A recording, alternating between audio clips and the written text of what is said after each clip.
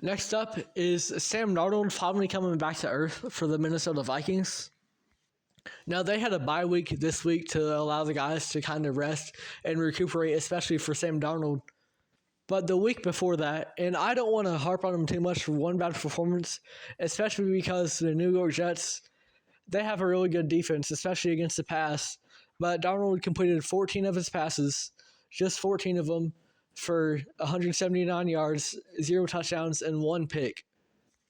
And it kind of looked like, a flash of what we had seen from Darnold in years past. So often flashes, when we talk about them in sports, they're used to relate to something good, how we can really see, old Derrick Rose in his Minnesota Timberwolves revival, right? Something like that.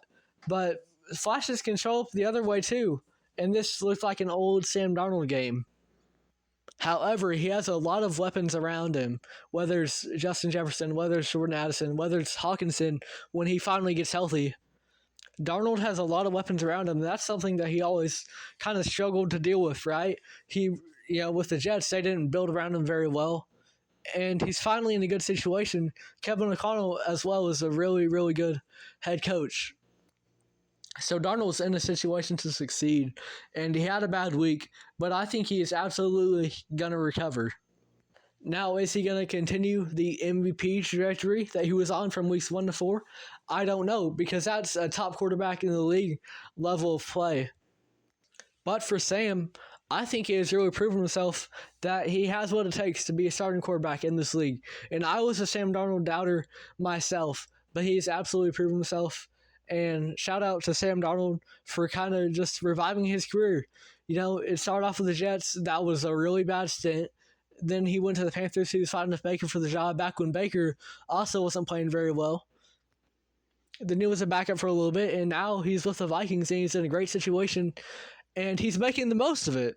And you can't fault him for that.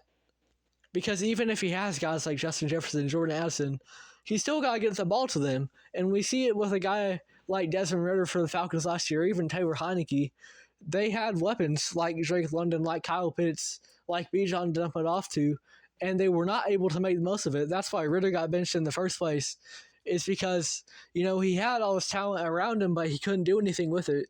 Sam Darnold, at the bare minimum, can distribute the ball to his playmakers. And so even that deserves some praise. Sam Darnold has absolutely turned his career around, and I think he's going to be just fine despite one bad week. And he is the Minnesota Vikings quarterback moving forward, at least for this season. It'll be interesting to see what they do with him and J.J. McCarthy, because Darnold at this rate is kind of on pace to take McCarthy's job. But, McCarthy at this point might be perceived as having higher upside. But Darnold, wherever it is, whether it's in Minnesota or elsewhere, he has solidified his spot as a starting quarterback in the NFL.